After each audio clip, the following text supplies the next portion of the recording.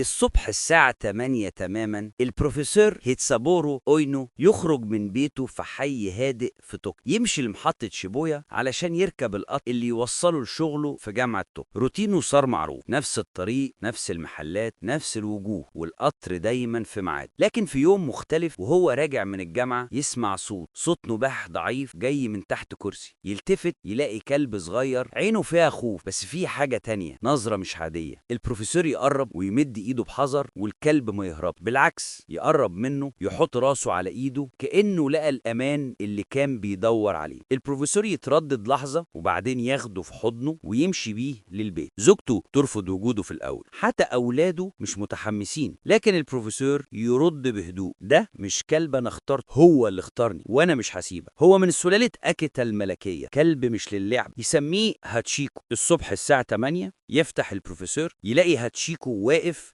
مستنيه جاهز. يمشوا سوا في طريقهم لمحطة القطر، نفس الطريق، وهاتشيكو ماشي بخطوة ثابتة عينه على صاحبه. يوصلوا لمحطة، البروفيسور يركب القطر وهاتشيكو يرجع لوحده البيت. محدش علمه الطريق، بس هو حافظه كأنه بيحفظ قلب صاحبه. وقبل الساعة 5 مساء يخرج هاتشيكو من البيت، يمشي نفس الطريق ويقف بره المحطة عند نفس الباب في نفس الزاوية مستني. القطر يوصل، الركاب ينزلوا، وهاتشيكو يرفع راسه يدور بعينه، ولما يشوف البروفيسور يجري عليه، يهز ديله، يلمس ايده كأنهم ما افترقوش، ويرجعوا البيت. بس في شيء بينهم ما بيتقالش، شيء اسمه حب، اسمه وعد، اسمه وفا. ده كان روتينهم كل يوم بدون انقطاع، بدون ملل. وفي يوم البروفيسور أوينو بيجهز نفسه للجامعة، لكن قبل ما يوصل للباب يسمع صوت ورا ظهره. يلتفت يلاقي هاتشيكو واقف قدامه ماسك الكورة اللي عمره ما بيلعب بيها، حطها عند رجله وبصله بنظرة مش مفهومة.